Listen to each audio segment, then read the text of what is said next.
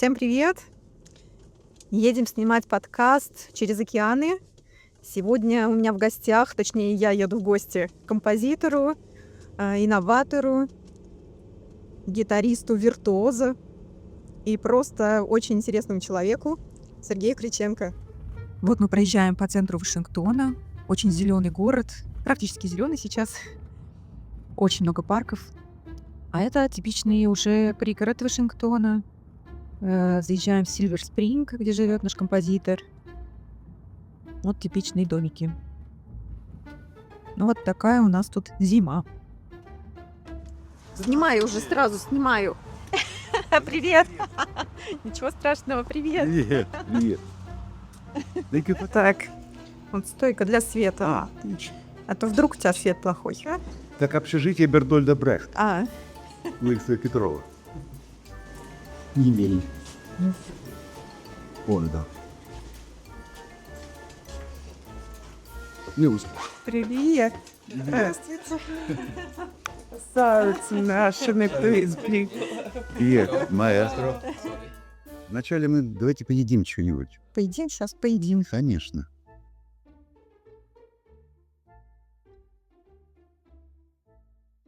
Студия вот здесь Мои такая красивая. инструменты. Раньше было много. Это фотографии-то художник делал. Некоторые мои вот эти вот такие вот фотографии в шведском посольстве висят. Я там дринкал, играл, то бишь был перформанс там. Да, вот, по-моему, вот такая вот еще какая-то там в шведском посольстве. Да, красотень. Вот тут иногда сам для себя играю.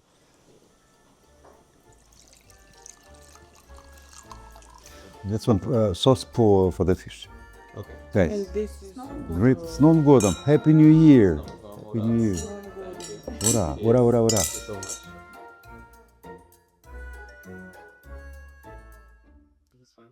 Да. Я уже сделала вступительное слово, пока мы ехали сюда, Окей. поэтому мы прям начнем с самого начала. Сергей Криченко — это русско-американский композитор, гитарист и педагог. Лауреат международного конкурса камерной музыки «Эутерпе», Италия, где председатель жюри, бывший дирижер театра Ла Скала Марчелло Аббадо, назвал его музыку классикой будущего.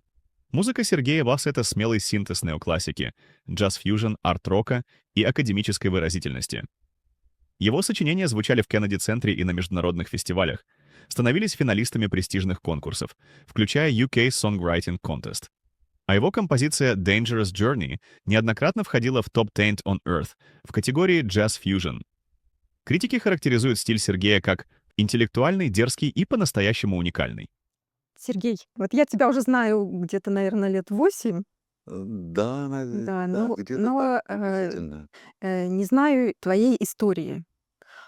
Когда ты приехал из России 30 лет назад? Почти, да, 29 лет назад. Ну вот я, да, почти угадала. Да. Был ли твой выбор осознанным ехать из России то есть был ли это твой выбор или стечение обстоятельств? Нет, это, конечно, осознанный выбор. Вот как бы мне показалось бы банальным и смешным, я мечтал уехать в эту страну, наверное, был маленьким ребенком, 4-5 лет, мне кажется. Когда я начал первый раз дрынкать на аккордеоне, там что-то, когда мне папа купил маленький такой аккордеончик, помню, вальтмастер, совсем маленький, малюсенький. Я вот о нем, я все время почему-то мечтал уехать в Америку. Не знаю, Америка была просто у нас в доме везде. Я знал все 50 штатов тогда, маленьким ребенком. Когда пошел в первый класс, у нас был небольшой скандал. Папу вызвали с мамой в школу. Говорю, почему ваш ребенок знает, была задача по географии, сколько, значит, в каких штатах, какие страны и так далее. И дети, кто-то назвал 2-3 штата, а я назвал себе 50 подряд. И они вызвали родителей. Шпион. Шпионы что-то в этом, это вот Все 50 смешно, штатов да. знает. Сделали внушение, вот ваш ребенок. То есть именно хотелось Я вот очень в эту хотел, страну, на самом деле и хотел, появилась да. возможность такая. Да, она, конечно, была такая непростая возможность. Первый раз я приехал сюда в 96-м году. Приехал почему? В 93-м году в Санкт-Петербурге был фестиваль Open Music, открытая музыка. И там были вот все такие, наверное, авангардно-джазовые звезды, ну, наверное, со всего мира, такие все известные там почти, включая часть невест King Crimson Band, King Crimson, потом еще, я не знаю, даже уже название не помню. И мы как-то, честно говоря, сидели, немножко пили пиво, вот где-то там между шоу, что-то такое вот с этими ребятами, с King Crimson. И болтали о чем. Английский тогда еще был тяжелый, но, во всяком случае, там и кто-то переводил и так далее. Это было несложно. И вот один немножко, мне кажется, чересчур много пива выпивший, это был Тони Левин, если не ошибаюсь, я только, конечно, по-моему, да, он сказал: «А ты не хочешь вообще так поехать?» Да, так вот. Я: «Ну как, возможности нет никакой. Как это можно поехать? Вот так взять и поехать? А я тебе сейчас напишу рекомендацию». И он мне написал рекомендацию, и очень такую хорошую, потому что у нас был очень хороший фестиваль. У меня был замечательный, вот сейчас еще раз хочу вспомнить бенд, он назывался «Мантра». «Мантра». Они играли мою музыку. Они до сих пор существуют? Это да. Нет, к сожалению, да. Ну, вот с моим отъездом все как-то так провалилось. Ну, вот я, если можно, я бы даже по именам сейчас помню этих музыкантов, там несколько человек. Это вот абсолютно замечательный был барабанщик, Андрей Богданов, ам, гитарист был, Вадим Касич, скрипачка Светлана Странченко, по-моему, Сергей Попов на скрипке, еще вторая скрипка, и саксофон, флейты, кларнет, Игорь Самсонов. Вот он уже, к сожалению, да, чудесный бенд. Вот потому что я почему-то говорю такой чудесный бенд, русские музыканты вообще замечательные музыканты на самом деле. И классики, и даже джазовые. Даже. Несмотря, что это родина здесь, джаза. Но прибыв сюда, через какое-то время я понял, сталкиваясь, играя с музыкантами, там какие-то джем-сессион, что-то такое, вот солянки сборные музыкальные, понял, что не все такие хорошие, как мне казалось, и как представлялось, что в Америке музыканты, особенно там black, черные, ну просто фантастика, какие-то ритмические и так далее. А когда с ними реально столкнулись, когда я там сделал бенд, был акустик машин, и у нас было пару действительно хороших музыкантов черных, но в основном ну, не ритмичные, не поющие. Ну, я не знаю, ну, я ничего не могу сказать плохого о этих ребятах. Они замечательные, но они никакие. В России были лучше музыканты. Сейчас, наверное, еще какое-то новое поколение растет. Вот, к сожалению, так. А классические музыканты здесь, конечно, очень серьезные есть. Есть. Не все, но есть. Замечательно. Ну, то есть получилось переехать, как по визе таланта. Ну вот да, наверное, так. Потому что я подал документы, я начал над этим работать, и у меня удалось открыть визу в 96 году. Пропустили, на удивление. Ну, тогда, Я наверно, было поехал, даже проще, нет? наверное, было проще. В 96 году, это был совсем молодой еще, так относительно. Да, я приехал, я сделал все копии всех документов своих, заверил этими американскими печатями, как они, attorney называются, которые делают эти штампы и так далее. Потому что потом собрал документы, подали на все, и на Ольгу, естественно, тоже подали. И нам через какое-то время я вернулся обратно, буквально через недели 2 или 3. Вот всё сделал, или месяц, около месяца все пообщался с какими-то знакомыми, родственниками и так далее. Вернулся, и приходит конверт. Смотрим, такой интересный конверт по почте, там уже в России. Отвечаем: «У вас грин-карта выиграна». Не, ну сейчас это занимает годы. Сейчас на это занимает десятки. И очень быстро, и буквально, да, и значит, они говорят, что вы должны выехать, ам, где-то к 3 сентября 97 года, уже это был такой, вы должны выехать. Значит, Да, там будет даётся срок. да-да-да, будет срок. Значит, надо было поехать в посольство, они там еще какие-то дополнительные дали документы, запечатали в конверт, помню, желтый такой, все на Ольгу и на меня, и нельзя было раскрывать, по какой-то причине нельзя было нигде. Ты не имел права. Только сказать, что на таможне, в Нью-Йорке или куда вы прилетаете, там его вскроют, а вы так не можете. Вот приехали вы, что оказалось самым сложным, а, как в бытовом плане, так и в профессиональном? А с бытовом сначала, конечно, нужно было снять, ну, помогли родственники, у нас были родственники здесь. А, помогли снять квартиру. Сначала мы месяц жили у родственников, потом сняли квартиру с большим трудом, потому что нужен был так называемый консайнер. Чтобы арендовать, Да, чтобы арендовать целый возможность дом. арендовать. Да. Ну да. Ну, во всяком случае, мы арендовали. Ам, А в профессиональном плане? в профессиональном плане мы приехали в Филадельфию сначала.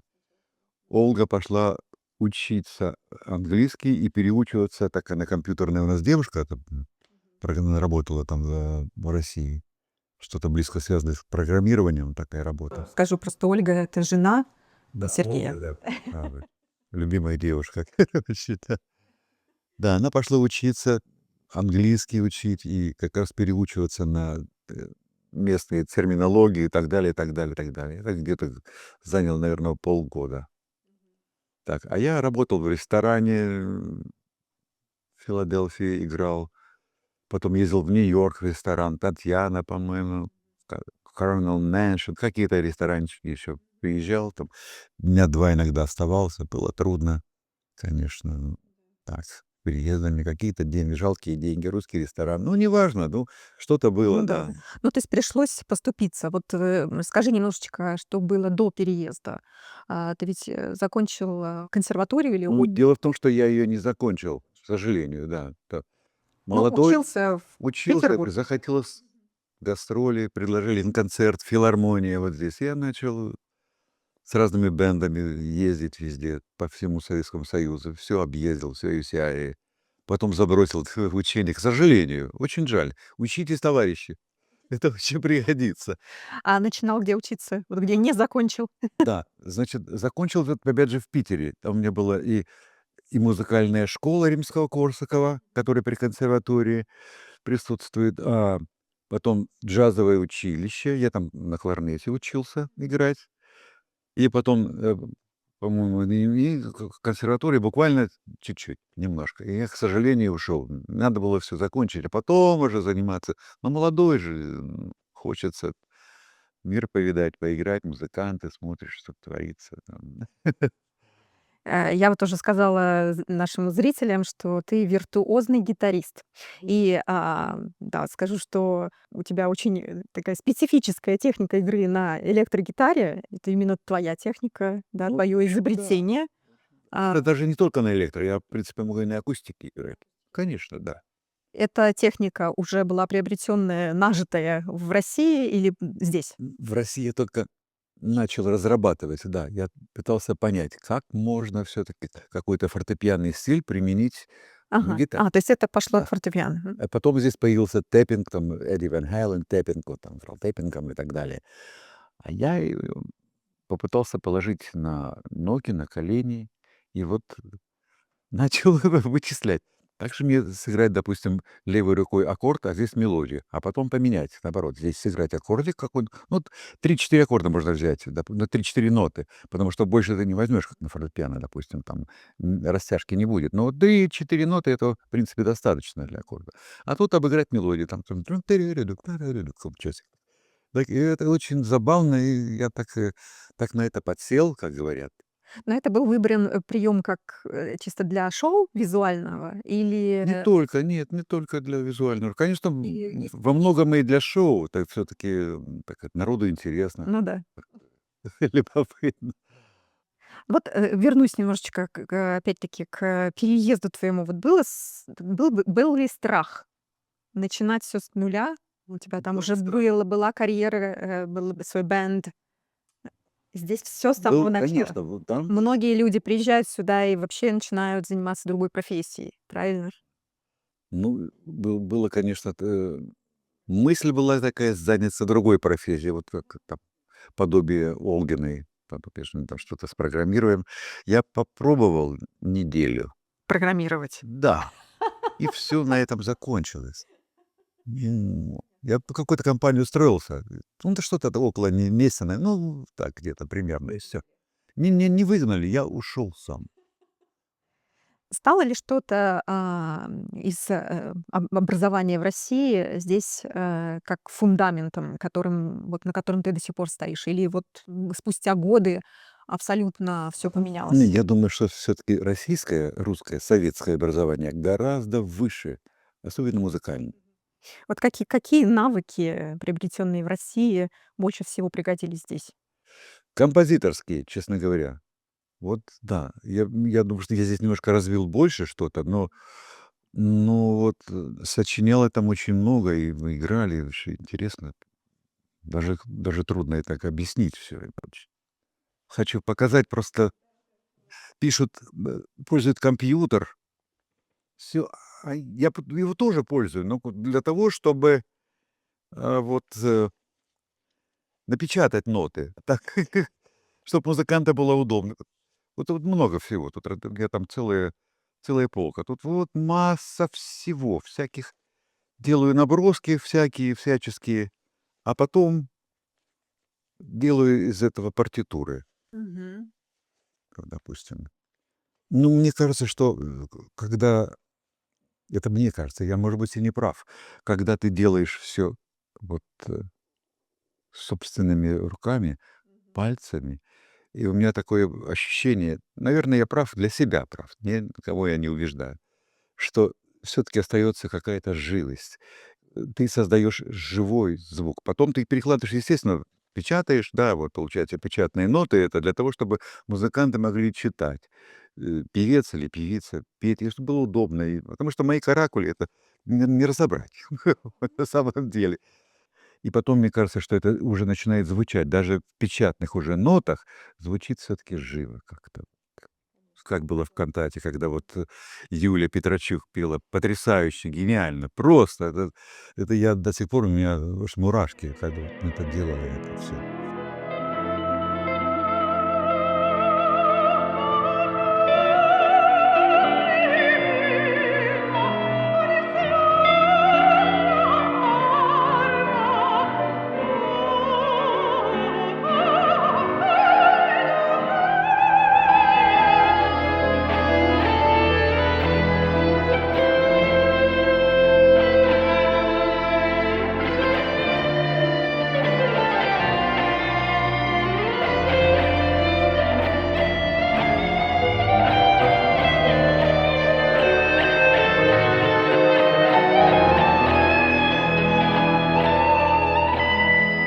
Изменилось ли твое понятие быть композитором вот за последние годы, живя здесь? Да, конечно, изменилось очень. Э, это очень сложный, трудный путь здесь. Там он был непростой, естественно, там всяческие худсоветы, и зависти, и независти. Тебе, как, вокалисту, певице замечательной, гениальной, прекрасно это все известно. Так же и у меня было это. Потому что это было очень, с другой стороны, все пробивалось. Несмотря ни на что, ни на какие сложности, там мне было легче. Даже 50 копеек за такт платили тогда. Это были большие деньги. 50 копеек за такт. Если делаешь оркестровку или что-то пишешь, 50 копеек набегало. Мне говорят: "Ты давай, говорит, дублируй". Мне там товарищи советовали, музыканты: "Ты дублируй, чтобы было побольше тактов, тогда больше заплатят". Нет, я не буду заниматься этой халявой. Сколько Ах, есть, столько и есть. ах, вот оно Вот что. такие находчивые ребята. Находчивый, действительно. Ой, я извиняюсь, это может быть что-то, моя колонка. Прервали нам. Да, так что, если вот вернемся, как здесь-то все происходит, очень сложно. Иногда хочется все бросить, потому что иногда напишешь, кажется, что, неплохая музыка, достаточно симпатичная, может быть, достойно показать публике и так далее. Но, с другой стороны,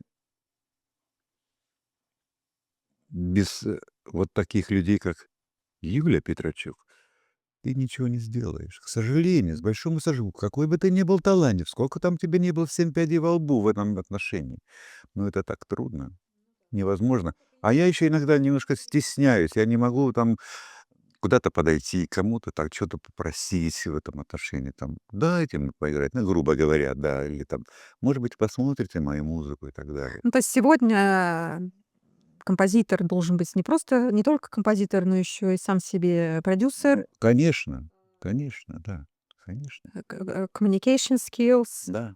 и так далее. Ну, может быть, то, что было в 90-х годах, не факт, что сейчас было бы так же.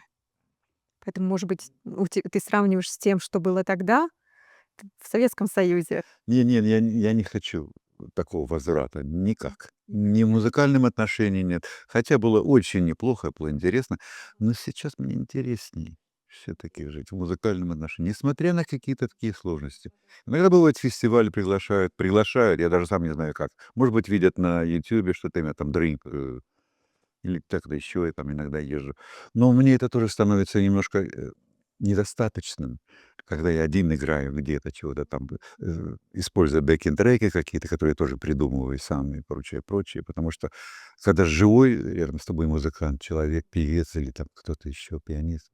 А не возникло желания здесь создать группу, когда вот ты приехал? Было такое желание, возникло, и была хорошая тоже группа, называлась Acoustic Machine. Это был скрипач, а еще гитарист на акустике, он играл акустики, барабанщик, и все, по-моему. И был замечательный у нас черный барабанщик из Зелла, я помню. Вот он пел фальцетом чудесно. И он, значит, ему не надо было писать, он врубался хорошо. Скрипачу, допустим, написана партия какая-то, а он в унисон, и получался тембр удивительный, такой красивый, и так было популярно.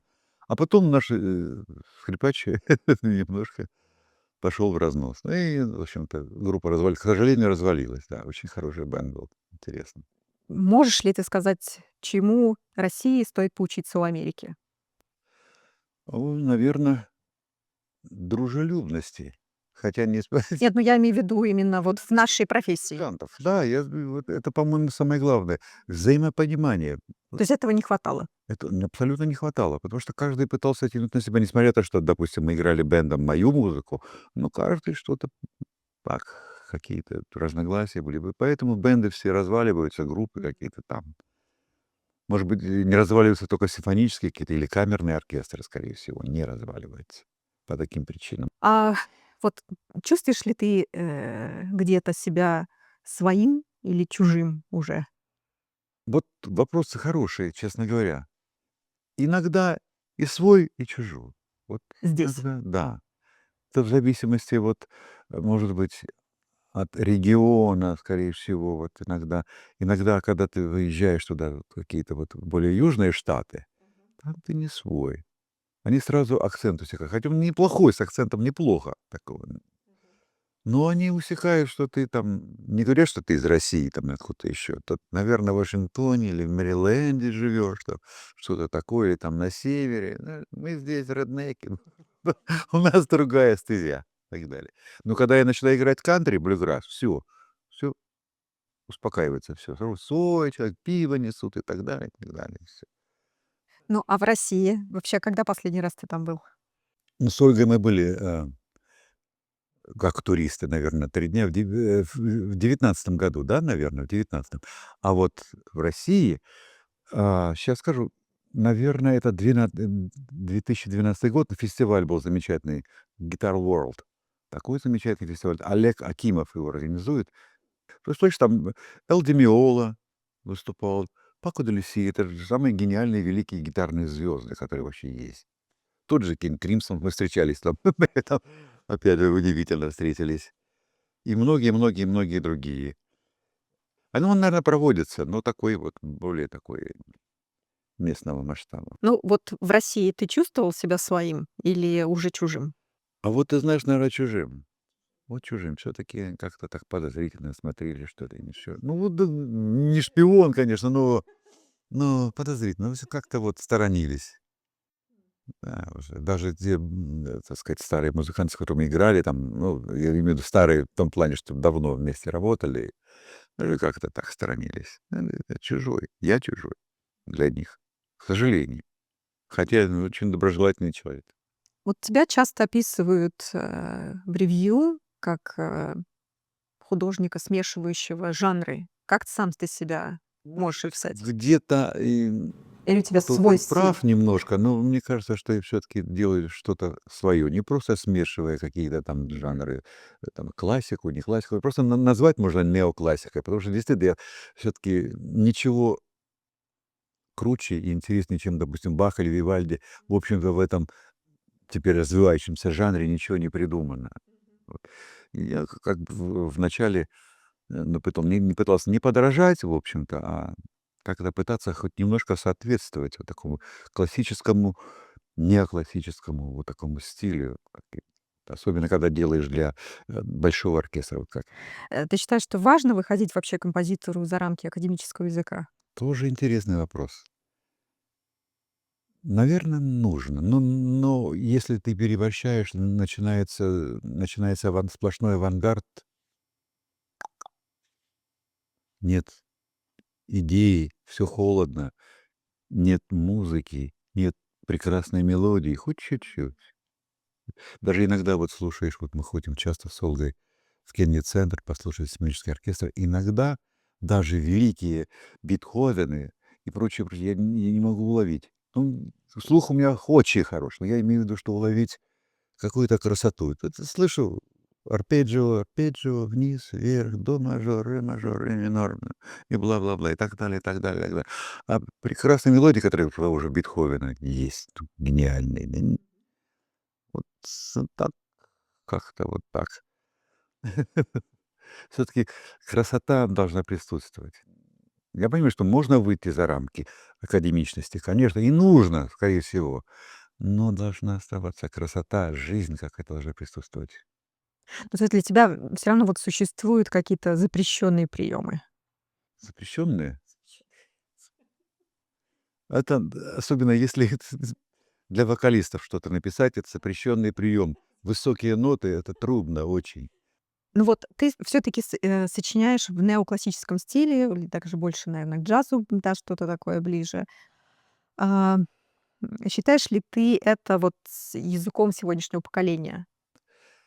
Нет, не считаю, абсолютно не считаю. Я думаю, что это язык будущего поколения все-таки. Чуть-чуть попозже, попозже. Знаете, один мудрый человек мне, вот мы были вот на Ютерпе, самый конкурс, competition, contest в Италии. Мне там все-таки удалось выиграть что-то.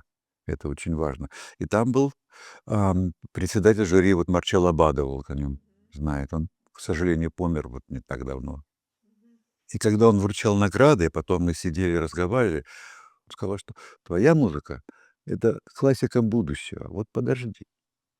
А я ждать не могу, нет времени. Да, я так шучу, конечно, но это классика будущего.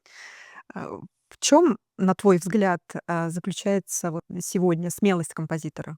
О, смелость, мне кажется, вернуться к классике, к тому, чему тебя учили в консерватории или в академии. Вот это смелость, потому что все пытаются идти вперед, не зная, где вперед, и что у тебя впереди, какой это фьючер музыкальный. В основном же никто не представляет, к чему идти. И начинается авангард. Я понимаю, многие пытаются работать, как у Стравинского «Весна священная», там масса ритмических тел, масса авангарда и прочих, меняется гармония сложная. Но иногда слушаешь то, что происходит, вот, часто слушаю специально, чтобы понять, куда я иду сам. Я слушаю, и мне не нравится. Не от того, что там это не талантливо, это талантливо, очень даже. Но мне не нравится, потому что много авангарда такого лишнего, и холодно. Все холод, холод, холод. Нет теплоты, нет мира. Нет, такое ощущение, что смотрит композитор в могилу в какую-то, извините за выражение. Но ты считаешь, что это для того, чтобы быть не таким, как все? Я думаю, что не таким, как все, в первую очередь. Не таким, как все. Вот я вот такой, а вы вот там вот такие. То есть вернуться к классике — это смелость. Это смелость теперь. Да. Вот так мне кажется. Может, я Интересно. не прав, я не собираюсь там это утверждать, но вот так кажется. Каков ты человек вне музыки? Иногда шумный очень, иногда спокойный. Можешь ли ты сказать, что в твоих произведениях это ты? Конечно, да. Так или иначе, ты же все-таки себя проявляешь, какие-то внутренние свои качества, которые ты есть. Ну, стараюсь быть хорошим человеком, стараюсь. Жить спокойно, уважать людей, любить. Мир наш замечательный, сложный. И хочется мира, мира везде, всем, независимо от религии, вероисповеданий, цвета кожи. Все равно, неважно. Мир нам нужен, мир. Когда ты понял, что ты именно композитор? Или что это твоя судьба? Я думаю, что, наверное, когда мне было лет 13. Думаю, да. А потом я просто начал уже учиться сам на гитаре. Ну, кларнете на кларнете меня учили, и там какие-то еще моменты, а на гитаре я сам учился. Поэтому, Считаешь ли ты конкурсы важной частью композиторской карьеры? конечно, обязательно. Если это возможно, если человек попадает туда. А если еще международные, как этот Ютерпе, допустим, там же вообще там Германия, Китай, японцы, корейцы, много, Украина была, по-моему, из России даже были. Очень много. Ну, то есть ты советуешь, допустим, начинающим композиторам участвовать в конкурсах? И даже и не очень начинающим тоже желательно поучаствовать. Потому что ты видишь, что делается, ты слышишь. Очень интересно вообще. Вот в Бари, вот в Италии, это ниже чуть Милана. Ну, мы когда приехали в нашем трио туда, у меня то ли нервы, то ли что, вот остается несколько дней уже до нашего выступления, до конкурса, и у меня рука заболела. Онемела, и все, я не могу поднять ничего, ни пальцы не работали на левой руке, потому что она играет. Играет много, там большая программа. Давали нам по 35 минут на каждого участника. Все, ноты даны жюри, они все ноты носили. Ты должен был принести ноты обязательно, партитурки. Вот они. Они сидели, все это вычисляли. А я там еще наяривал мимо. Ну, я имею в виду, в смысле, не придерживаясь. Там ребята все придерживались, да, естественно, как написано. А у меня там чисто. Ну вот. А у тебя есть, границы импровизации? Нет? Нет, То есть я, нет я это обожаю. Я обожаю это вот в блюграсс, допустим, это country music. Какой-то Spanish чуть-чуть. Очень люблю oriental music, всякую азиатскую, вот такую турецкую, ливанскую.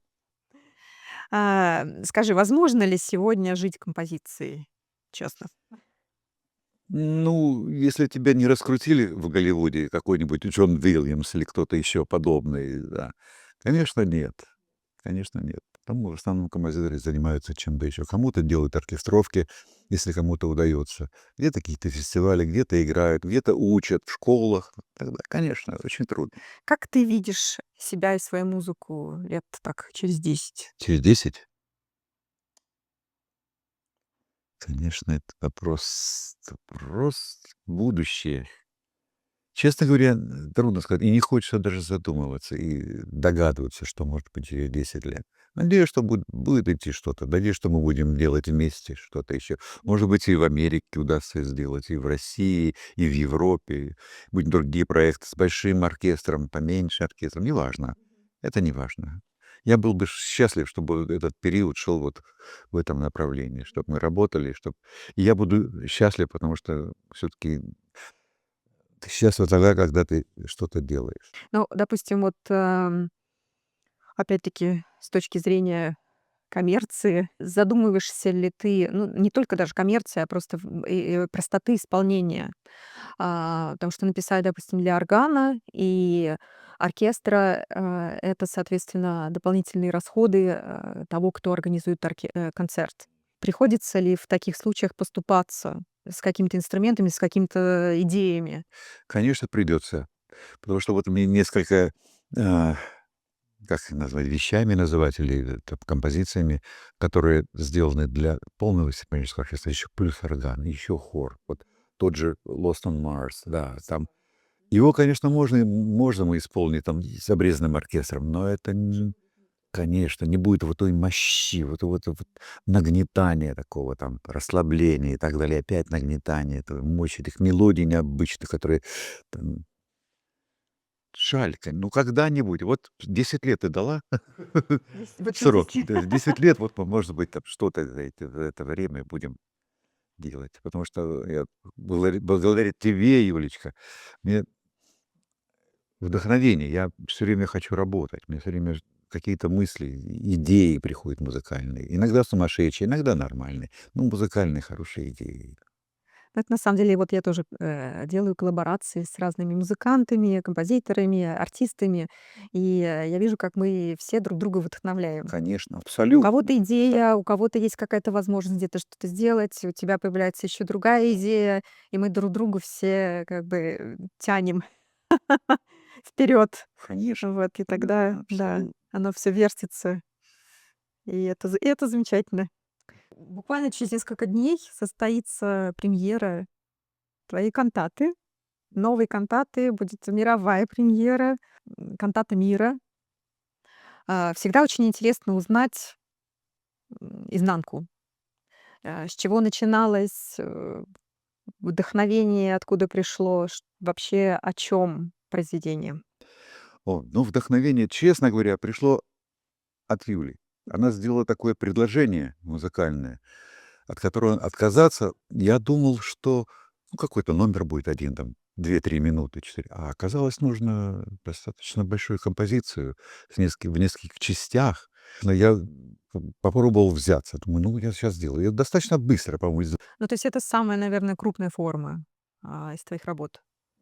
Да, наверное, да. Очень хэппи и жду любого результата. Я надеюсь, что музыканты, не надеюсь, да я уверен, что они сыграют хорошо. Эти профессионалы все-таки. Русские музыканты хорошие музыканты. Хорошие, абсолютно. Есть ли какое-то внутреннее волнение, Да, да? очень, очень, очень, очень. Вот пережить бы вот эту неделю. Да.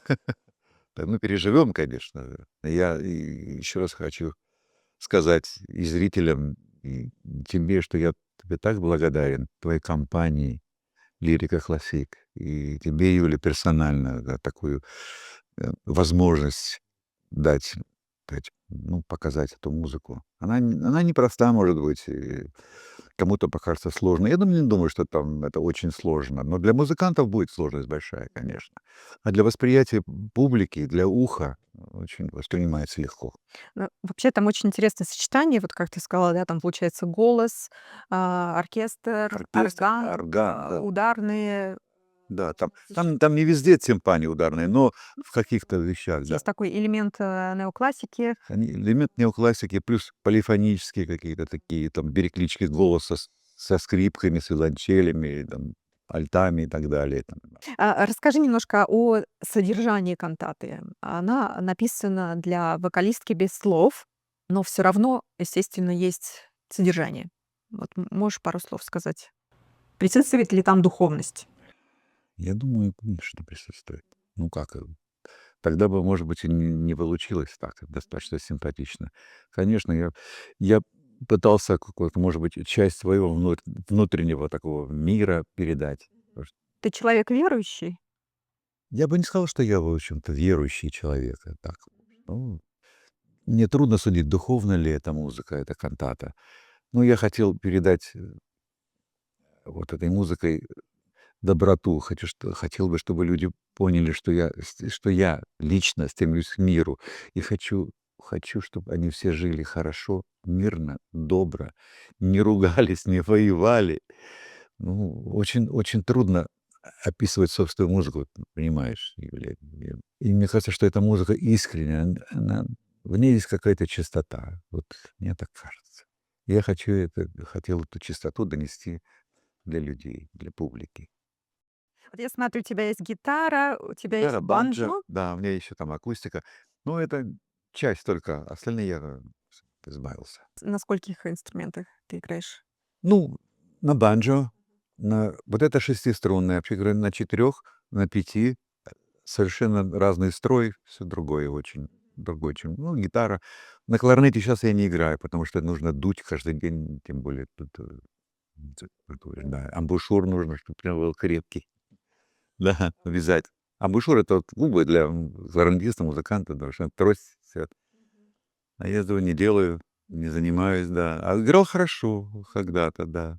Учился я у Семёна Наумыча Мандрасова. Такой был, а, в Ленинграде, по-моему, в первом оркестре симфоническом ленинградском. Такой вот человек. Я у него учился. Замечательный. Есть ли музыка, которую ты, любишь, но никогда не признаешься в этом публично? Есть. В некоторые вещи рэпера Eminem, Eminem такой, да, Eminem. Вот некоторые, да, некоторые его еще. Очень они музыкальные, во-первых, очень интересно, да, поэтому. А остальных рэперов я просто никак не признаю. Вот если бы ты не был бы композитором, кем бы ты был? Как ты думаешь? Композитором был бы, даже если я бы не был бы, я бы чё-нибудь, я всё равно что-нибудь придумал. Просто интересно, как вот работает мозг композитора. Не опишешь. Не опишешь. Это иногда становится страшно. Просто страшно. Потому что вот я не знаю, как остальные композиторы, трудно вдаваться. Я, например, работаю, я не сижу там за гитаркой там или за каким-то там роялем, кибордом, ничего подобного. Вот какие-то без всякой ложной ерунды, скромности. Образы какие-то, вот иногда возникают образы. Конечно, когда мне никто не мешает, не работает русский телевизор, там русский канал и так далее. Я там тихо, спокойно себе сижу. Просто образы, без всякого алкоголя, естественно, без всяких там, каких-то там добавок, упаси Господи. Да, абсолютно в трезвом уме и так далее. Тебе вот нужен зритель или, слушатель, я имею в виду? Или, в общем, композитору 21 века слушатель не нужен? Обязательно нужен, конечно. Нужен. Как Мгм. же, Ну, может быть, вот себя выражаешь, кажется, на листке бумаги конечно, на листе бумаги, потом в шкафчик. и в шкафчик, да. Нет, обязательно, обязательно, конечно. Без зрителя никуда ты не денешься. Иначе не будет прогресса, мне так кажется, никакого. Какой бы ты дал совет молодому начинающему композитору? Ну, советы, никто не любит принимать советы. Какой бы ты дал совет, например, самому себе, если бы вернулся, нам, не знаю, 30 лет назад? Наверное, познакомиться с хорошими музыкантами, найти музыкантов, которые тебя поддержат, и ты начнешь делать свою музыку. Ну, какой-то бэнд создать или оркестр, я не знаю, такое ощущение. Вот То такая. есть объединить, в общем, вокруг себя Конечно, людей. да. Ну да, я считаю, это правильно тоже. Правильно, абсолютно, мне тоже так кажется. Ну что же, мы подошли практически к концу нашего интервью. Серьезное интервью, да. Да, у меня есть Да-да. такой блиц опрос, короткие ответы или одно слово или одна фраза, не задумываясь. Россия или США? Где тебе проще работать? США. Академия или свобода? Свобода. Нота или пауза? Пауза. Партитура или импровизация? И партитура, и импровизация. Конкурс или живая сцена? Живая. Успех, признание или внутреннее спокойствие? Спокойствие. Спокойствие внутреннее. Учеба в России плюс или ограничение? Плюс Иммиграция. Риск, необходимость или свобода? риск. Сложность в музыке. Цель или средство? Средства, скорее всего. Слушатель, партнер или свидетель? О, свидетель. Свидетель. Прошлое, опора или багаж? Багаж, наверное, багаж. Музыка, профессия или зависимость? Зависимость. Спасибо, Ой, Сергей. спасибо, Да. спасибо огромное. Спасибо. Очень рада была пообщаться, очень Да, я тебе очень, узнать. очень Может быть, если ты еще что-то хочешь сказать, то ты можешь сказать еще. Может быть, какие-то вопросы я не задала, Да, ничего. а какие бы ты хотел бы ответить? Передать Какой? привет оркестру Так. 1703. Мгм. Певицы Марины, это я не помню фамилию. Да, Марина. Тягилёва. Да, ей большой привет и удачи в этом сложнейшем деле. И, конечно, привет России. Привет. Мы любим эту страну, все-таки мы там родились. Ну, Советский Союз, правда, это был, но неважно, сейчас же это Россия, неважно, да, мы ее любим. Передаем привет. Желаем мира, добра, счастья и благополучия. Вот. Ну, пусть так оно будет. Пусть так оно и будет. Отлично.